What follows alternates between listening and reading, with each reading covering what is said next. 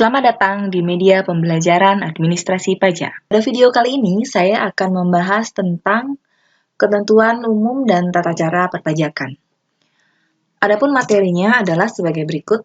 Yang pertama itu kedudukan hukum pajak dalam sistem hukum di Indonesia. Kemudian yang kedua, sistem pemungutan pajak yang dilihat berdasarkan pihak yang melakukan perhitungan pajak. Yang ketiga, sistem pemungutan pajak jika dilihat dari cara perhitungannya. Yang keempat, asas pemungutan pajak. Yang kelima, syarat pemungutan pajak. Yang keenam, teori pemungutan pajak. Dan yang terakhir adalah jenis-jenis tarif pajak yang berlaku di Indonesia. Baik, langsung saja kita menuju ke materi yang pertama. Nah, kedudukan hukum pajak dalam sistem hukum di Indonesia. Jadi, ketika kita akan memahami pajak lebih dalam, alangkah baiknya jika kita mengetahui terlebih dahulu di mana sih kedudukan hukum pajak di Indonesia. Nah, hal ini menjadi sangat penting karena hukum itu adalah fondasi utama dalam pelaksanaan pajak di Indonesia. Jadi, hukum pajak itu atau tax law merupakan suatu kumpulan peraturan-peraturan resmi yang tertulis yang mengatur hubungan antara pemerintah dan pemungut pajak. Nah, menurut Profesor Dr. Rahmat Sumitro SH, hukum pajak itu mempunyai kedudukan di antara hukum-hukum sebagai berikut. Jadi di Indonesia itu kan dikenal ada hukum perdata dan hukum publik. Kalau hukum perdata itu adalah hukum atau ketentuan yang mengatur tentang hak-hak dan kepentingan individu dalam masyarakat. Artinya yang diatur adalah antara individu dengan individu lainnya. Sedangkan hukum publik itu adalah hukum yang mengatur hubungan antara pemerintah dengan rakyatnya. Jadi, kalau misalnya kita berbicara tentang hukum pajak, nah pajak itu diatur oleh undang-undang yang dibuat oleh pemerintah dan yang diatur adalah rakyat, berarti hukum pajak ini termasuk ke dalam golongan hukum publik. Nah, selain pajak atau hukum pajak, hukum publik itu bisa juga terdiri dari hukum tata negara, hukum tata usaha, dan hukum pidana. Jadi jelas kalau hukum pajak itu termasuk ke dalam hukum publik karena hukum publik itu mengatur hubungan antara pemerintah dan rakyatnya. Dalam hal ini rakyat sebagai pembayar pajak. Kemudian setelah kita tahu bahwa hukum pajak adalah bagian dari hukum publik, hukum pajak itu fungsi utamanya adalah mengatur antara hak dan kewajiban wajib pajak. Jadi hukum pajak ini dibagi lagi menjadi dua, yaitu hukum pajak material dan hukum pajak formil. Hukum pajak material ini adalah norma-norma yang menjelaskan suatu keadaan, perbuatan, peristiwa hukum yang dikenai objek pajak atau yang dikenal dengan objek pajak. Yang diatur di dalamnya berarti adalah objek pajak, subjek pajak, tarif pajak. Jadi itu semua diatur dalam hukum pajak material. Jadi materinya yang diatur di dalam hukum ini. Contohnya yaitu Undang-Undang Nomor 36 Tahun 2008 tentang pajak penghasilan. Jadi di sana diatur objek pajak penghasilan apa, subjek pajak penghasilan itu siapa, kemudian tarif pajak penghasilan itu berapa. Jadi hukum pajak material ini dia yang mengatur norma-norma yang menjelaskan tentang keadaan, perbuatan, peristiwa hukum yang akan dikenakan oleh pajak. Kemudian hukum pajak formil, kalau hukum pajak formil ini itu kaitannya tentang prosedur atau bagaimana pelaksanaan pemungutan pajak itu sendiri. Jadi di sana diatur bagaimana kita sebagai wajib pajak melakukan pendaftaran, kemudian cara membayar, cara menghitung, dan cara melaporkan pajak. Jadi contohnya kalau hukum pajak formil itu adalah Undang-Undang Nomor 16 Tahun 2009 tentang ketentuan umum perpajakan. Jadi jelas perbedaannya ya. Kalau hukum pajak material yang diatur adalah objek pajak, subjek pajak, atau tarif pajak. Dia lebih mengkhusus kepada peristiwa yang dikenakan pajak. Contohnya Undang-Undang PPH. Nah, kalau hukum pajak formil, jadi yang diatur adalah prosedurnya. Bagaimana cara pembayaran, bagaimana cara melaporkan pajak, itu yang dihitung. Jadi hukum pajak material yang diatur adalah materinya, kemudian kalau hukum pajak formil yang diatur adalah formalitas bagaimana tata cara pembayaran pajaknya. Kemudian tata cara pemungutan pajak. Nah, banyak sekali materi tentang tata cara pemungutan pajak ini, jadi saya bagi seperti ini. Yang pertama tentang sistem pemungutan pajaknya, kemudian tentang bagaimana syarat-syarat pemungutan pajaknya, yang ketiga itu tentang dasar pengenaan pajaknya, kemudian asas pemungutan pajaknya, dan teori-teori pemungutan pajak. Jadi ini yang akan kita bahas satu persatu. Yang pertama, sistem pemungutan pajaknya. Nah, sistem pemungutan pajak itu ada 3. Yang pertama, Official Assessment System. Jadi, pemungutan pajak menggunakan sistem ini, itu kewenangannya dalam menentukan besarnya tarif pajak. Itu terletak pada fiskus atau aparat pemungut pajak. Dalam hal ini adalah pegawai dari kantor pajak.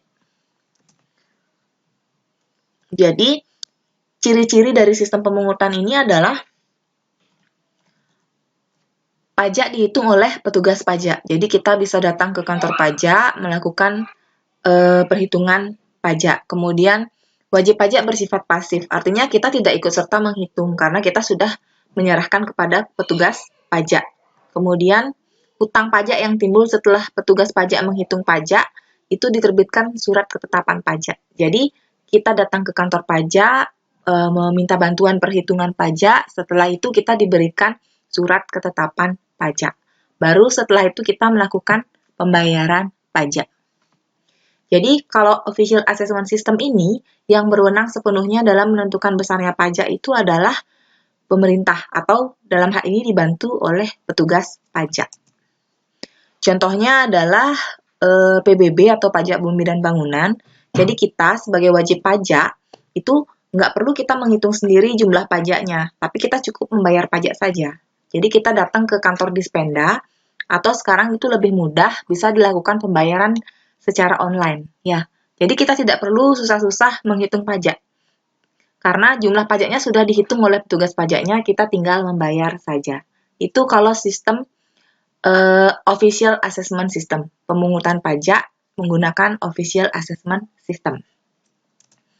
Yang kedua, itu ada sistem pemungutan pajak Self-Assessment System. Jadi, pada sistem ini yang berwenang untuk menentukan besarnya pajak itu adalah wajib pajak yang bersangkutan. Jadi, kita sendiri. Kita sebagai wajib pajak, ya kita hitung pajaknya sendiri, tanpa bantuan oleh pihak lain. Nah, ciri-ciri sistem ini adalah, ya itu tadi, wewenangnya dalam menentukan pajak itu ada di tangan wajib pajak itu sendiri. Kemudian, karena kita menghitung sendiri, maka kita harus aktif dalam menjalankan kewajiban perpajakan. Jadi kita hitung sendiri, kita setor sendiri, kemudian kita lapor sendiri, itu kalau sistem self-assessment system. Kemudian, karena ini kita lakukan perhitungannya secara mandiri, mulai dari menghitung, menyetor, melapor, maka pemerintah tidak akan mengeluarkan surat ketetapan pajak. Kalau yang di Official Assessment System itu kan pemerintah mengeluarkan surat ketetapan pajak dulu, baru kita bisa membayar. Nah, kalau ini tidak, kita hitung sendiri, kemudian kita setor atau bayar pajaknya sendiri, baru kita laporkan sendiri. Itu. Nah, kalau ini contohnya adalah pembayaran pajak untuk PPh pasal 29. Ini PPh pasal 29 ini khusus untuk pajak penghasilan wajib pajak badan. Jadi perusahaan menghitung sendiri berapa pajak yang harus dibayar, kemudian melakukan pembayaran sendiri dan melakukan pelaporan sendiri. Jadi itu self-assessment system. Yang ketiga itu ada withholding system, yaitu suatu sistem pemungutan pajak yang menyatakan bahwa jumlah pajak yang terutang itu dihitung oleh pihak ketiga. Jadi bukan wajib pajak ataupun aparat pajak atau petugas pajak. Jadi jenis perhitungan ini dilakukan oleh pihak lain. Jadi keunggulannya, wajib pajak yang bersangkutan itu nggak usah repot-repot ikut menghitung pajak atau menyetorkan pajak, karena dilakukan oleh pihak ketiga.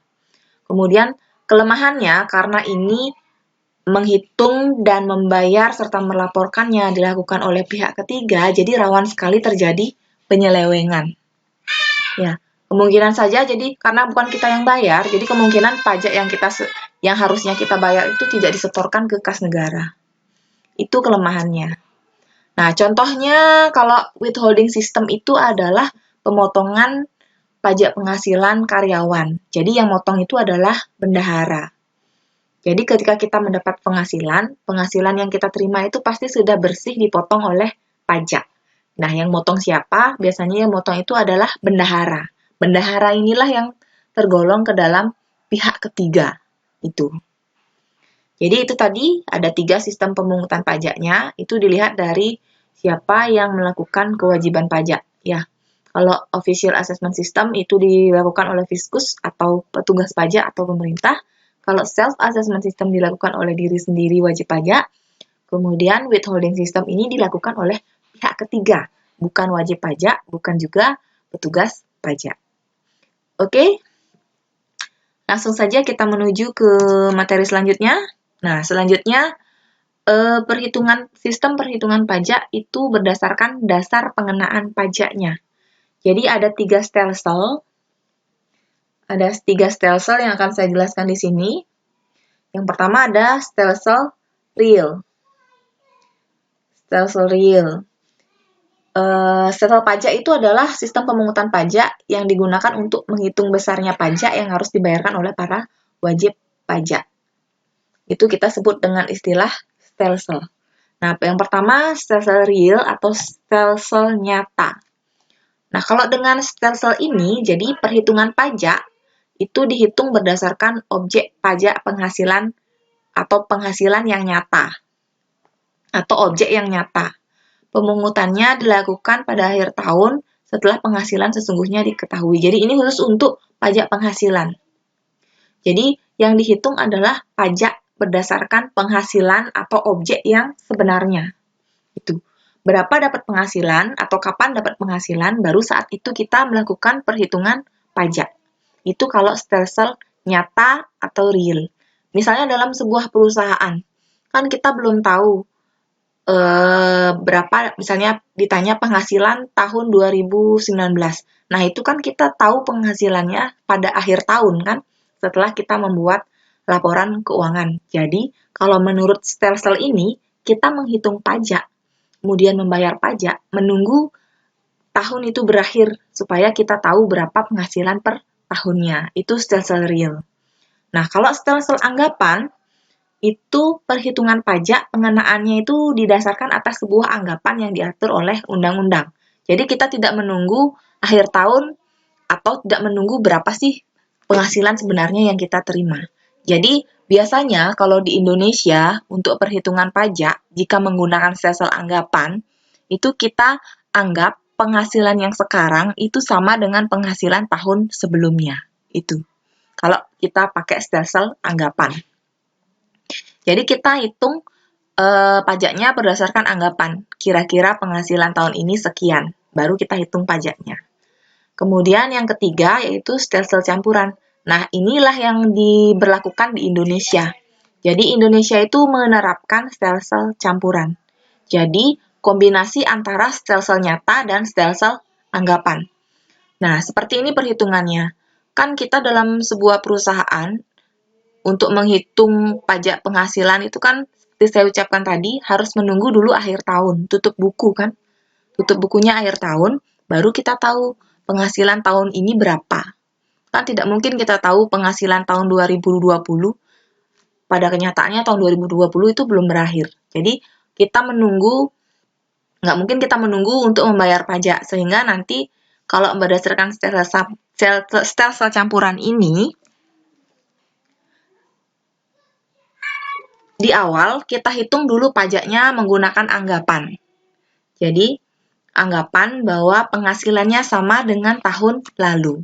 Kemudian, setelah kita tahu pajaknya, kita bayar dulu pajaknya. Nah, pada akhir tahun, setelah kita tahu berapa itu besarnya penghasilan, kita hitung lagi pajaknya. Kemudian, kita cari selisihnya. Kita kurang bayar atau lebih bayar. Kalau kurang bayar, ya harus kita lunasi. Kalau lebih bayar, maka pembayaran yang lebih itu bisa kita kompensasikan untuk pajak berikutnya. Nah, itu kalau stelsel campuran. Jadi di awal kita hitung pajak dengan anggapan penghasilannya sama dengan tahun lalu. Kemudian di akhir kita hitung dengan kondisi sebenarnya. Setelah itu baru kita selisihkan, kita bayarnya lebih atau bayarnya kurang. Kalau lebih bayar, kita kompensasikan untuk pajak berikutnya. Kalau kurang bayar, berarti kita bayar kekurangan pajak itu kepada negara. Nah, seperti itu. Selanjutnya, asas pemungutan pajak. Sebenarnya di dunia itu ada 3 asas, asas sumber, asas wilayah atau asas domisili, sama asas kebangsaan. Cuma di Indonesia dikembangkan lagi menjadi 7 asas. Yang pertama itu asas wilayah. Jadi pemungutan pajaknya itu didasarkan atas wilayah domisilinya atau KTP-nya itu Indonesia, seperti itu. Jadi orang yang tinggal di Indonesia harus bayar pajak di Indonesia. Itu kalau asas wilayah. Kemudian asas kebangsaan. Kemudian maksudnya di sini adalah pengenaan pajak pada setiap orang yang lahir dan tinggal di Indonesia. Jadi kalau ada orang asing yang tinggal atau berada di negara Indonesia lebih dari 12 bulan tanpa sekalipun meninggalkan negara, maka dia masuk kebangsaan bangsa Indonesia. Jadi setiap penghasilan yang dia dapat itu harus dibayarkan sebagai pajak di Indonesia. Selanjutnya adalah asas sumber. Nah, kalau asas sumber ini, pemungutan pajak itu didasarkan atas sumber penghasilannya. Kalau misalnya sumber penghasilannya ada di Indonesia, maka dia wajib membayar pajak di Indonesia. Seperti itu. Sedangkan kalau misalnya orang luar tinggal di Indonesia dan sumber penghasilannya ada di Indonesia, dia wajib pajak di negara di Indonesia. Sedangkan kalau misalnya orang Indonesia, dia sumber penghasilannya atau tinggal di Jepang, dan sumber penghasilannya di Jepang, itu belum tentu dia bayar pajak di Indonesia. Jadi dia mengikuti peraturan pajak yang ada di Jepang, seperti itu.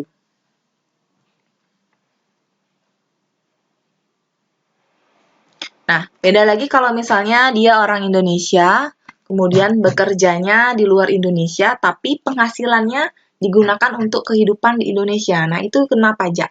Namanya PPh pasal 22. Jadi kalau asas sumber dilihat dari mana sumber penghasilannya. Apakah dari Indonesia kah atau dari luar. Kemudian ada yang namanya asas umum. Nah, kalau berdasarkan asas umum ini, jadi pemungutan pajak di Indonesia itu hasilnya akan digunakan untuk membiayai kepentingan umum. Ini berdasarkan fungsi budgeter ya, fungsi pajak, fungsi budgeter. Selanjutnya ada asas yuridis. Jadi, pemberlakuan asas yuridis Indonesia itu berdasarkan pasal 23 ayat 1 Undang-Undang 1945. Jadi, ada aturannya kita memungut pajak di dalam Undang-Undang Dasar Negara Republik Indonesia. Jadi tidak sembarangan ya. Jadi pemerintah itu tidak asal memberikan peraturan harus bayar pajak. Itu ada dasar yuridisnya. Kemudian asas ekonomis, pemungutan pajak yang dilakukan pemerintah tidak boleh memberatkan masyarakat. Jadi pajak dibayar itu sesuai dengan asas keadilan atau memperhatikan kondisi wajib pajaknya. Tidak boleh kita memungut pajak sedangkan kondisi masyarakat sedang mengalami kemerosotan ekonomi. Itu tidak sesuai dengan asas ekonomis. Selanjutnya asas finansial. Nah, jadi setiap pajak yang dipungut kepada wajib pajak itu didasarkan atas kondisi finansial yang bersangkutan. Jadi semakin tinggi penghasilannya, maka pajak yang dipungut semakin tinggi pula. Seperti itu. Jadi di sini ada unsur keadilannya. Selanjutnya, syarat pemungutan pajak. Nah, ini hampir sama, hampir mirip-mirip dengan asas pemungutan pajak. Jadi ada 5 syarat keadilan. Jadi pemungutan pajak itu harus adil, sesuai dengan undang-undang. Jadi adil dalam pelaksanaannya, pemungutannya adil dalam undang-undang maupun adil dalam pelaksanaannya. Jadi yang punya penghasilan tinggi harus bayar pajak, yang penghasilan rendah juga harus bayar pajak sesuai dengan proporsi yang seimbang. Itu. Kemudian syarat yuridis. Nah, seperti sudah saya sebutkan tadi, pemungutan pajak itu ada dasar atau landasan yuridisnya, yaitu pasal 23 ayat 2 Undang-Undang Dasar 1945. Jadi ini untuk memberikan jaminan hukum yang menyatakan keadilan bagi negara atau warganya. Kemudian syarat ekonomi seperti tadi, pemungutannya tidak boleh mengganggu kelancaran kegiatan produksi maupun perdagangan, sehingga tidak menimbulkan perekonomian kelesuan ekonomi masyarakat. Misalnya sekarang kan lagi musim corona, jadi pemerintah itu tidak bisa memaksakan masyarakat untuk membayar pajak karena banyak masyarakat yang kehilangan penghasilan. Jadi di sini langkah yang diambil pemerintah adalah memberikan insentif-insentif pajak atau keringanan-keringanan pajak. Jadi pemungutan pajak tetap dilakukan, namun pemerintah tetap memberikan kemudahan atau perlindungan kepada masyarakat yang sedang mengalami kelesuan perekonomian. Seperti itu. Syarat finansial. Jadi, sesuai dengan fungsi budgeter, biaya pemungutan pajak harus ditekan sehingga lebih rendah dari hasil pemungutannya. Jadi, jangan sampai biaya yang dikeluarkan untuk pemungutan pajak itu lebih tinggi daripada hasil pemungutannya. Seperti itu. Yang terakhir, syaratnya sederhana. Nah, ini nampaknya pemerintah terus berupaya gimana caranya meningkatkan minat masyarakat atau keinginan masyarakat untuk membayar pajak dengan menerapkan sistem-sistem yang sederhana. Seperti sekarang, sistem-sistem online kan mulai diterapkan dengan cara yang lebih mudah, kemudian syarat-syarat yang lebih mudah dimengerti, sehingga jumlah pajak yang diterima oleh negara meningkat seiring dengan meningkatnya minat masyarakat untuk membayar pajak. Selanjutnya, teori pemungutan pajak. Nah, ini saya ambil pendapat dari R. Sasonto Broto Diharjo. Dalam buku Pengantar Ilmu Hukum Pajak, ada beberapa teori yang menjadi dasar pemungutan pajak. Teori-teori itu adalah yang pertama teori asuransi. Jadi, kalau menurut teori ini, pajak itu diasumsikan sebagai premi yang dibayarkan pada negara. Karena negara dianggap memiliki tugas untuk melindungi warga negara dalam hal keselamatan jiwa dan asetnya. Jadi, masyarakat itu dengan membayar pajak, harapannya pajaknya itu digunakan untuk membiayai hal-hal yang terkait dengan perlindungan masyarakat seperti itu. Jadi lebih seperti asuransi gitu. Asuransi jiwa, asuransi keselamatan, asuransi kecelakaan seperti itu. Jadi orang membayar pajak harapannya nanti digunakan oleh pemerintah untuk semakin meningkatkan kiat-kiat dalam perlindungan masyarakat. Misalnya dari segi pertahanan, kemudian fasilitas yang bisa dinikmati oleh rakyat sehingga rakyat merasa nyaman dan terlindungi di dalam suatu negara. Seperti itu. Kemudian teori kepentingan. Jadi menurut teori ini, pemungutan pajak itu dilakukan karena ada kepentingan dari tiap-tiap warga negara. Nah, termasuk tadi seperti di atas, adanya keinginan terhadap kepentingan dalam hal perlindungan jiwa atau aset yang dimiliki. Jadi semakin tinggi intensitas kepentingan warga negara akan perlindungan, maka nilai pajak yang harus dibayarkan akan semakin tinggi pula. Itu kalau berdasarkan teori kepentingan. Jadi untuk melakukan dalam teori kepentingan ini, ibarat masyarakat itu dan pemerintah itu saling membutuhkan dan saling menguntungkan. Jadi negara melindungi harta jiwa masyarakat agar kepentingannya bisa terlaksana dengan baik. Seperti itu. Jadi masyarakat membayar pajak atau pajak dibebankan kepada rakyat. Kemudian negara memberikan jaminan kepada masyarakat. Jaminan kesehatan, jaminan pendidikan, itu maksudnya kalau teori kepentingan. Kalau misalnya masyarakat ingin sekolah bagus, jalan bagus, jembatan bagus, rumah sakitnya juga bagus, maka masyarakat harus membayar pajak seperti itu. Dari pajak itu nanti akan digunakan untuk membangun fasilitas-fasilitas yang kita sebutkan tadi. Selanjutnya, teori pemungutan pajak ada teori daya pikul. Nah, kalau dalam teori ini, pemungutan pajak didasarkan pada kemampuan seseorang dalam membayar pajak. Jadi, pembayaran pajak itu harus disesuaikan dengan gaya pikul atau ukuran dari pengeluaran dan penghasilan individu maupun badan usaha yang menjadi wajib pajak. Jadi jika pendapatan atau kekayaannya besar, ya pajak yang dibayarkan juga harus besar. Jangan terbalik nanti. Kan tidak mungkin masyarakat pendapatannya rendah, tapi dia harus membayar pajak yang tinggi. Itu. Kemudian teori kewajiban mutlak atau teori bakti. Jadi menurut teori ini masyarakat membayar pajak atau pemungutan pajak itu didasarkan karena adanya hubungan antara warga negara dan negara. Jadi masyarakat itu wajib membayar pajak karena ungkapan bakti masyarakat kepada negaranya gitu. Kalau istilahnya zaman dulu itu semacam upeti ya. Itu kalau misalnya teori bakti. Jadi kalau misalnya pemerintah negara harus berjalan dengan baik, ya rakyatnya berarti harus bayar pajak agar pemerintah bisa mengelolanya seperti membangun infrastruktur. Kemudian yang terakhir ada teori daya beli. Menurut teori ini, pemungutan pajak didasarkan pada manfaat yang akan dirasakan setelah membayar pajak. Jadi untuk meningkatkan kesejahteraan masyarakat, maka masyarakat ya harus membayar pajak. Hasilnya nanti akan dikembalikan lagi kepada masyarakat dalam bentuk lain, misalnya dalam bentuk infrastruktur, dalam bentuk pembangunan di segala bidang, dalam bentuk keamanan, seperti itu. Selanjutnya, jenis-jenis tarif pajak. Nah, tarif pajak yang ada di Indonesia itu ada 4. Ada tarif tetap, tarif proporsional, progresif, dan degresif. Kalau tarif tetap itu tarif yang berupa angka nominal, tarif atau angka yang nominalnya itu jumlahnya tetap. Jadi berapapun jumlah dasar pengenaannya, tarifnya itu tetap. Misalnya seperti di sini contohnya 100.000. Misalnya kalau kita ngitung pajak penghasilan, berapapun penghasilan kita, 10 juta, 5 juta, 1 juta, 500.000, tarif pajaknya tetap 100.000. Jadi yang tetap itu adalah nominalnya. Yang kedua yaitu tarif proporsional. Nah, kalau menurut tarif proporsional, tarif pajak berupa angka yang persentase pajaknya itu sifatnya tetap.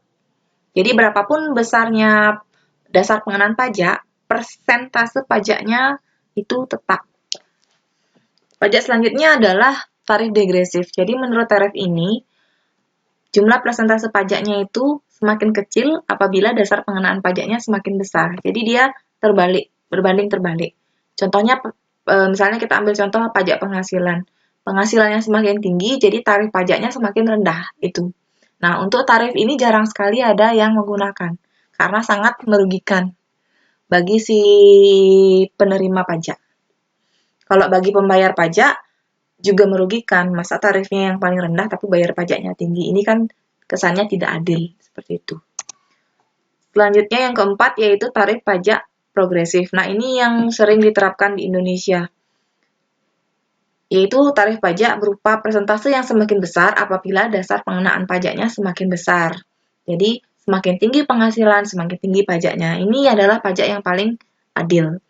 Contohnya pajak penghasilan itu pakai tarif progresif, kemudian pajak kendaraan bermotor itu pakai tarif progresif. Jadi semakin banyak kita punya kendaraan bermotor atau semakin baru motor yang kita beli, itu tarif pajaknya semakin tinggi. Nah, seperti itu. Jadi itu tadi materi yang sudah saya jelaskan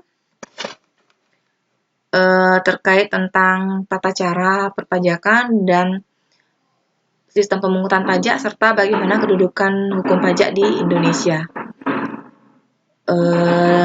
Selanjutnya, untuk anak-anak bisa kembali membaca materi pada blog saya, dan kita berjumpa lagi pada video pembelajaran berikutnya.